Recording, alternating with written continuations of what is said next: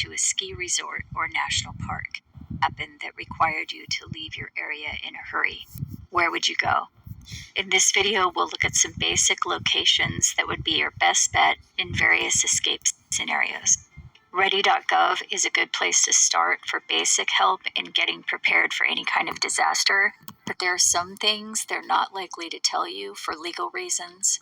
For example, people who live near an ocean or a large body of water would be better off knowing where the highest elevation is in their area. However, if you don't have any supplies like shelter, food, or water, then you don't want to just go to the highest elevation.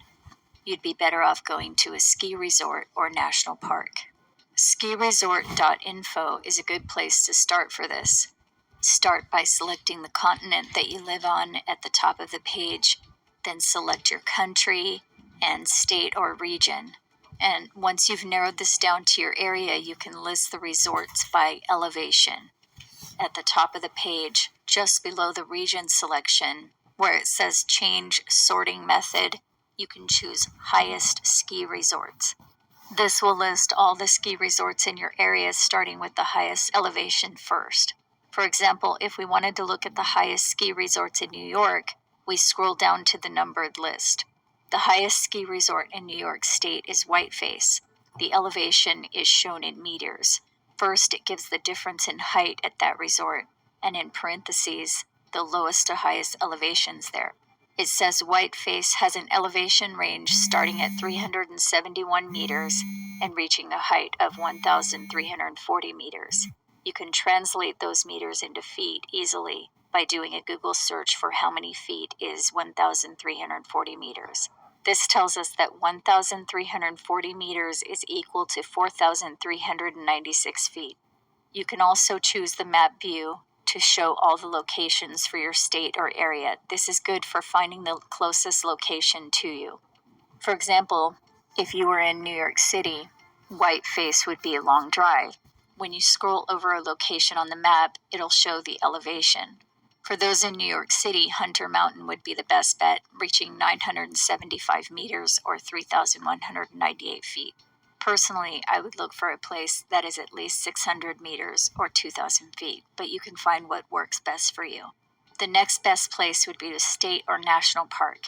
If you're in the U.S., Wikipedia has a page that lists U.S. national parks by elevation. Just scroll down to find your state flag for the highest elevation national park in your state. You can also use the free version of Google Earth Pro to search for locations by elevation. In the sidebar, scroll down to Layers and make sure terrain is checked. Then put your mouse cursor on any place on the map, and the elevation should appear in the bottom right corner. You can use the search box at the top of the sidebar to search for state parks in your area, and then look at their elevation using this method. You can also look up an elevation map for your area. This is an elevation map for the United States. There are elevation maps for every area. You may want to keep a physical map of your area because internet sources may not be available during a disaster. It's better to have a route already planned out ahead of time as well as alternative routes to your bug-out location. The next thing you may want to be aware of is volcanoes. You may want to avoid them depending on the disaster. This is a map of volcanoes in the United States. You can find a volcano map in your area as well as recommended distances to stay away from them if they were to erupt. Another thing to consider is the 100-mile border zone. In the United States, the border exception rule basically suspends constitutional rights within 100 miles of any border. This map shows the 100-mile border zone in the United States. You may want to get out of this zone during a disaster. If you can't make it to a national or state park and there are no ski resorts nearby, then another option is federally owned land. This is a map of land in the United States that is owned by the federal government.